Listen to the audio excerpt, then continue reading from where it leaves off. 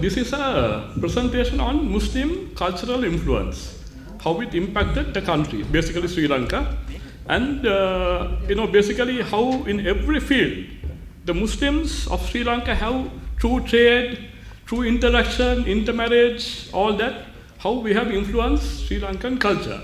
So it's not going to be about so much about history, right? Because I am a popular writer. I deal with a lot of subjects which have actually basically multidisciplinary in scope. So I get complex, topics which are academic, and give it to the popular readership for them to, ponder and learn something. So that is my objective even in this particular presentation. So without much ado, let me get started right away. Okay, can we get to the next slide, please? Okay, so now first, before we get on with the presentation, we have 3 or 4 Muslim groups that have actually come settled here in Sri Lanka. One is the Moors. Okay, now when we say Moors, right, I'm sure about 96% of the Muslim population are Moors. Okay, of course there is an argument that whether it's of Arab ancestry or Tamil ancestry, there are various arguments. But when you look at the multidisciplinary approach to it, right, a multidisciplinary approach with genetics, linguistics, archaeology, epigraphy. Epigraphy means basically inscriptions. And even language, even our Moor language, we say Umm of our mother. So the basic terminology is derived from the Arabic.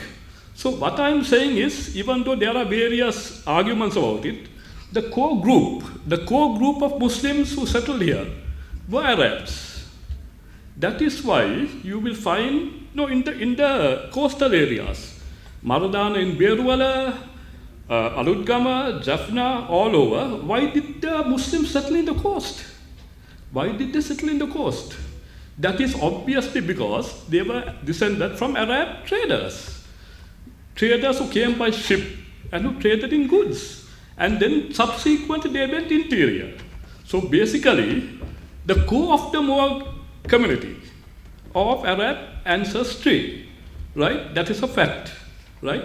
But of course, over time, what happened was they married Sinhalese and Tamil women.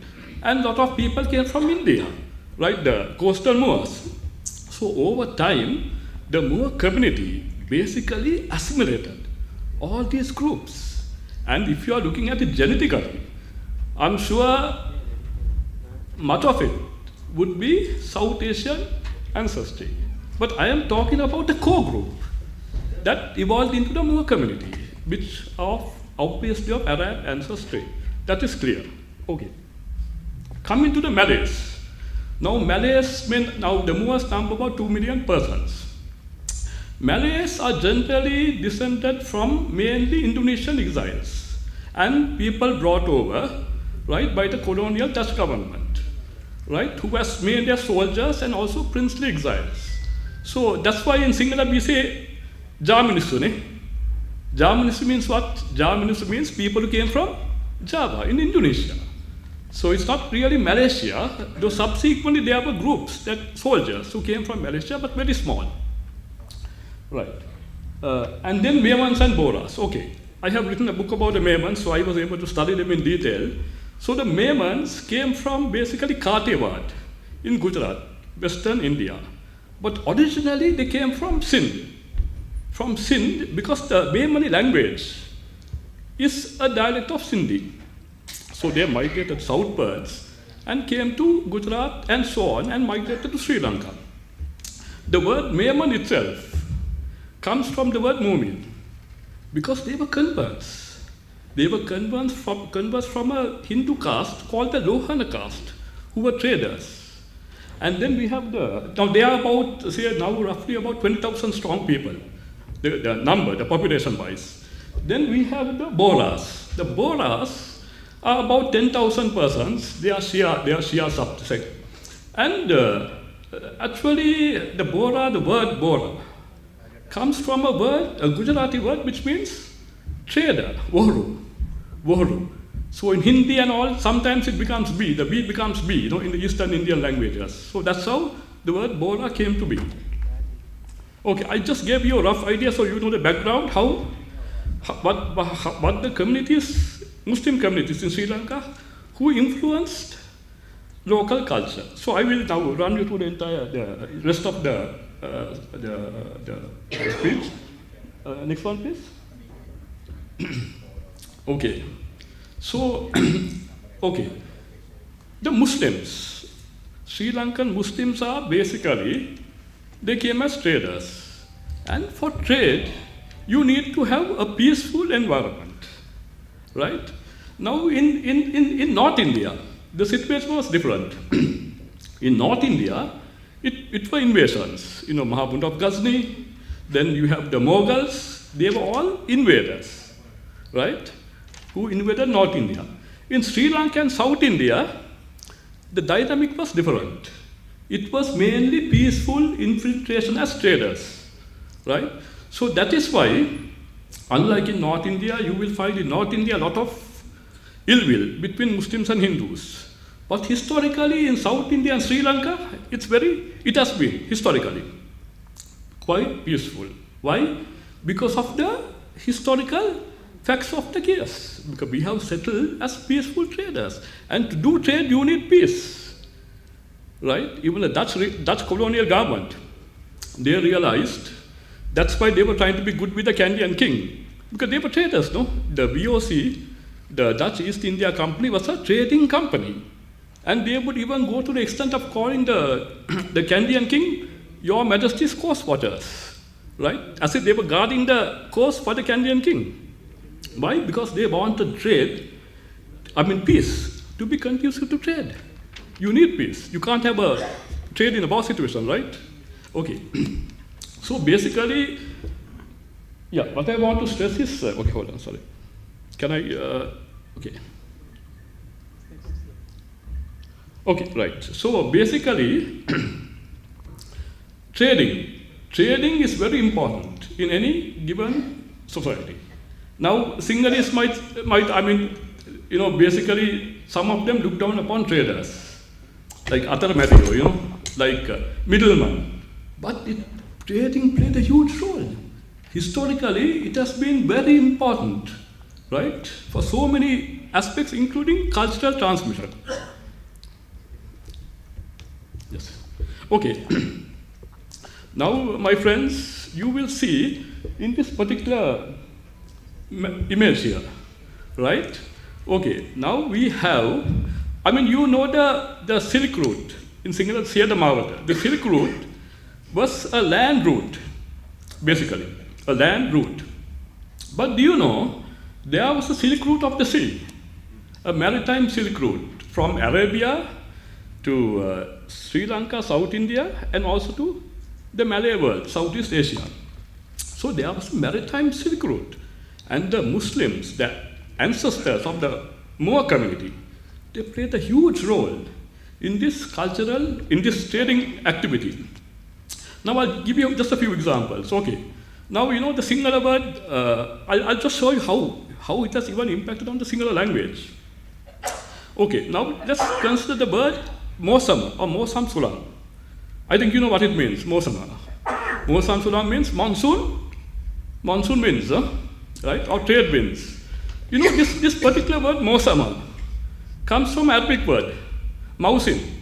Mausim means season. So these were seasonal winds, right? So obviously when it was adapted into Sinhala, it became Mosam Sulam or Mosama. Then another word, okay, in old Sinhala, Club's dictionary of 1892, it mentions this, a navigator or a ship pilot was called Malimia. Now this word Malimia, even though we don't use it now, it comes from Arabic word, malumi. Malumi means an expert or a chief, right? A person who is a head of a particular group, who is an expert. And often it was used for ship captains. Maritime, when the Arabs went in ships, the head or the pilot of the ship was called a malumi. That is why, Vasco da Gama, he sailed east. And because of that, colonialism took place all over Asia. And you know who assisted him? Who assisted Vasco da Gama? A Muslim sailor named Malema Kana. Malema Kana. Now this word Malema comes from the word Malumi, right? So in Sinhala, now let's say, okay, now one thing is Malimia. Another word, a derived word is Malimava, Malima Yantraya. What does it mean? A compass. A compass which the navigator uses to give him directions. They call it a Malimava, Malima Yantraya. And I think that's the symbol of the JVP now, right? Malimava. Right. So they also, you have an Arabic origin. Okay. So now you can see how, earlier Muslims, Moors had gay names. They had gay names. I mean, Vasagam in Sinhala. This Vasagam, in Beerwala, Adudgama, and so on, Muslims 300 years ago, I think somebody mentioned about the Dutch tomboes. If you go to the tomboes, you study them, there is one gay name of the Moors called Malimage. Malimage Aitros Lebbe, for example. Malimage. So the Muslims had the gay name with Malimi, which means the ship captain. Right? So there is ample evidence to show the Moors originally came to Sri Lanka as maritime traders or navigators. They were in the maritime trade, the sea trade. That's how they came to Sri Lanka, the Moors, I mean. Okay, now I will show you all basically how this name Ceylon. Ceylon is a name by which Sri Lanka was known for roughly throughout the entire colonial period, say 400 years. Now this word Ceylon, where does it come from? It comes from Arabic word, Ceylan. Ceylan. Now in fact, Ibn Battuta in his Rihla, he calls Sri Lanka Ceylan. Right? Yakut calls it Ceylan in Mujamul Buldan. Right? Like that, you get a lot of writers. Then Ibn Shadi and Ajay Bal Hind, the wonders of India. Same word, Ceylan for Sri Lanka. And these are words that precede the colonial period, roughly 10 to 14 centuries. And in the colonial period, you will find what? In the colonial period, you will find the country be known by the name Ceylon, Portuguese Ceylão, Dutch Ceylan, English Ceylon. All these words have come from where? The Arabic word Ceylan. Very obvious, because in Arabic uses it first, and later we find the English and the Dutch and the Portuguese using it. What's the conclusion? Inference, very clear. It came from the Arabic. So officially, the country was known as Ceylon until 1972, right? And that was the Arabic word. So I mean, you can see how the outside world looked at Sri Lanka. The outside world knew Sri Lanka through the Arabic language or the Arabic speakers. And even Sri Lankans knew the outside world through Arabic. That's the beauty of it. So you can see what the impact Arabic or Arabian people, Arabs had on the country. For example, okay, let's say Misraya, Egypt. Misraya is in Sinhala. The Sinhala we know, before the English influence came, right? It's not Egypt tour. It was in classical Sinhala, it is Misraya. Now Misraya is an Arabic word, Misr. Even the Quran mentions it. Then for blacks, we said Kapiri or Kabisi. Kapiri comes from the word kafir. Okay, that's another thing, right? Because they were unbelievers before they came here. And Kabisi. Kabisi was used for basically black people. Before the colonials brought in the slaves. Now Kabisi, this word Kabisi comes from the Arabic word Habashi. Habashi, right? Kabisi comes from Arabic word Habashi, Abyssinian. Now Bilal al-Habashi, right? So this is how the Sri Lankans knew the outside world through the Arabic medium. And the Europeans or the outsiders knew Sri Lanka through Arabs. So both ways you can see what the profound influence the Arabs had on our country, right? That's a fact. No one can deny that. Okay. Why it's not coming? Okay. Okay. Now I'll just give a few examples. Okay. Now, Ratalaya. In Sinhala we say Ratalaya. Arabic, it's Arabic word, Ratul.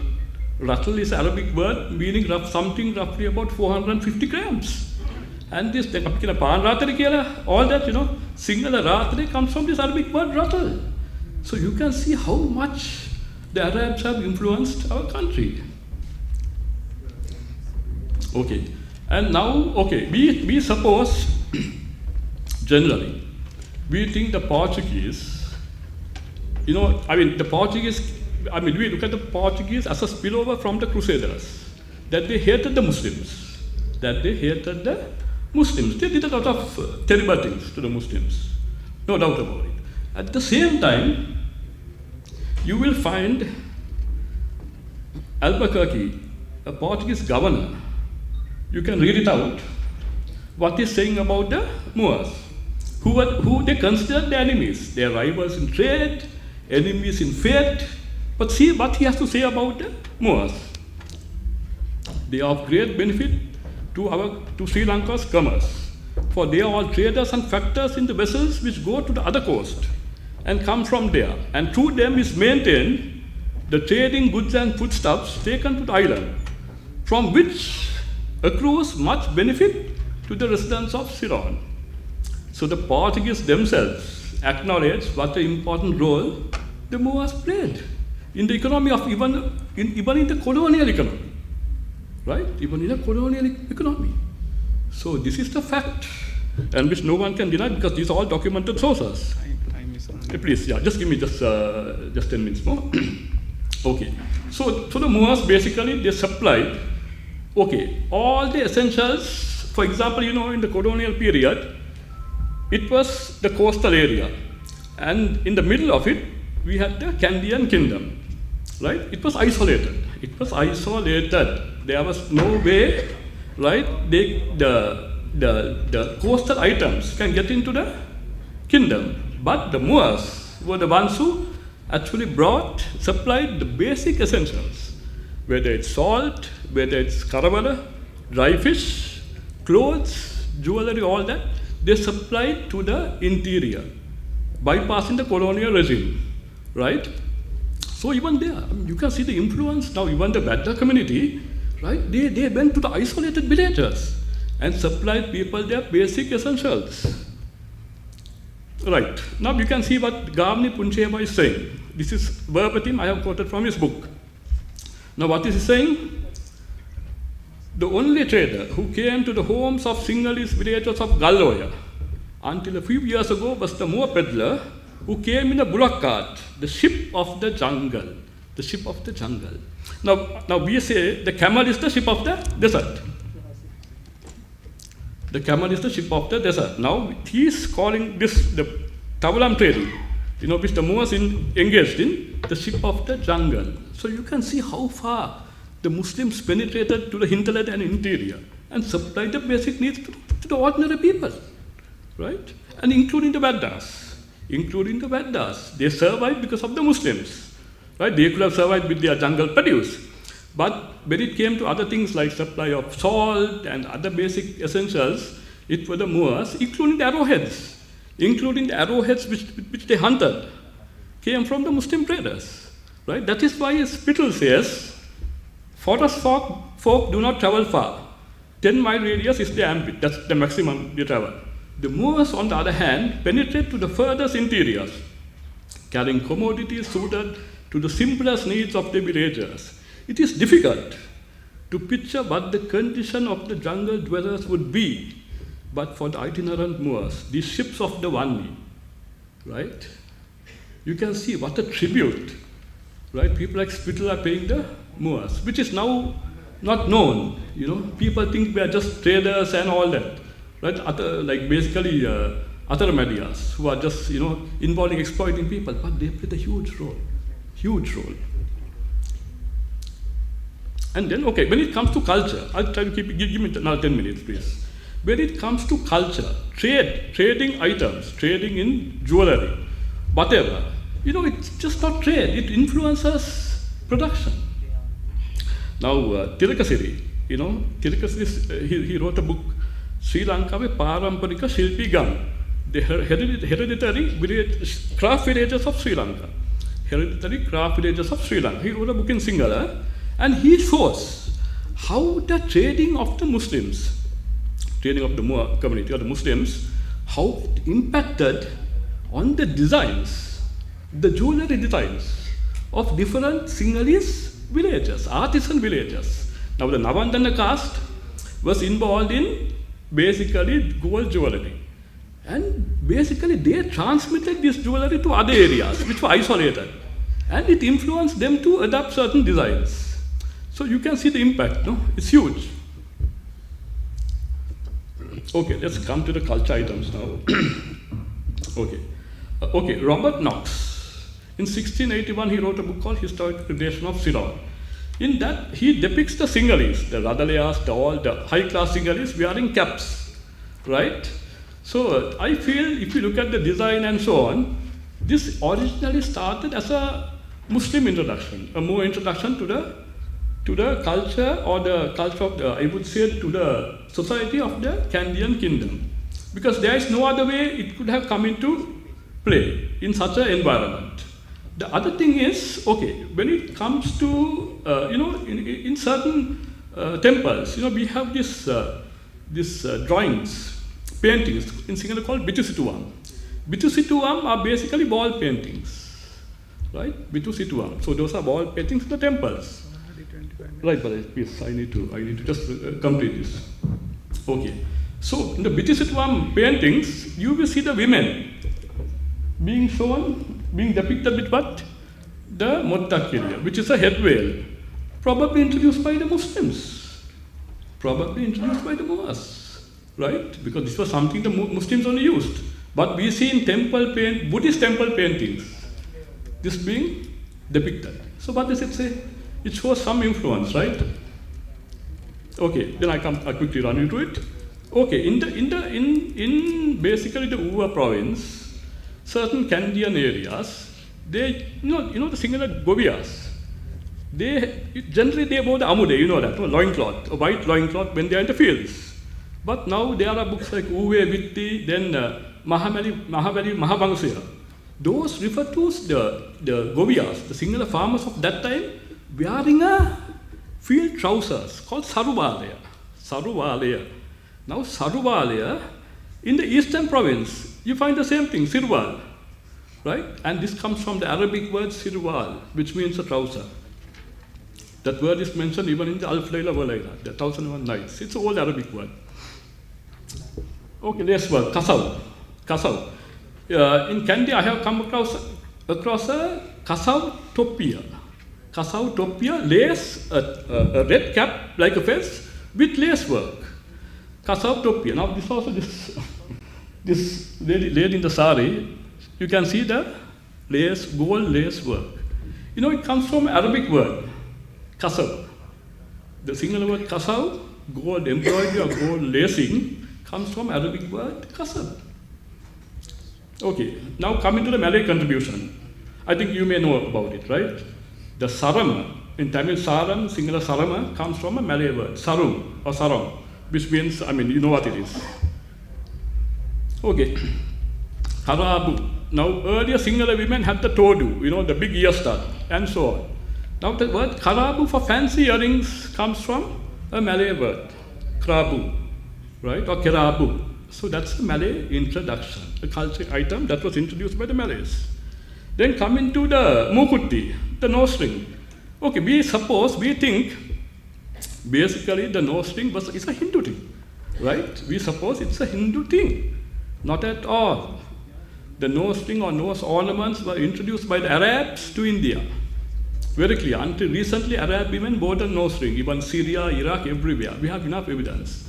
So even now, Dr. Altaka, he mentions it was unknown in India throughout the entire Hindu period. If you go to the Ramayana, the Mahabharata, whatever, you don't find a reference to a nose ring. Right? It came with the Muslims, with the Mughals, and even before that. around the Delhi Sultanate, which was around the 8th or 9th century. It was introduced during that time. And it became part of Indian culture, right? Right.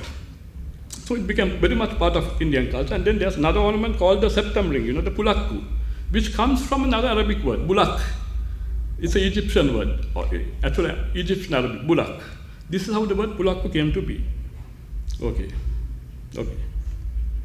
Then see our the sweetmeats. Just a few, not much, just a few. Alua. Alua comes from Arabic word halwa. Very obvious. Right? We have enough evidence how it came, all that. And then saruvat. In Arabic we say sharbat or sharba. Sharba, something is drunk. Halwa means something sweet, right? So that became alua. And sharba or sharbat means something drunk. This became Sinhala saruvat. Okay, now think of let's go to the Malay culture items. Pickle acharu. Acharu, I mean, this is something we take for granted, right? It's something we think is distinctly Sinhalese, right? We all think, acharu is a Sinhalese item. But it's a Malay word. It's a Malay word, achar.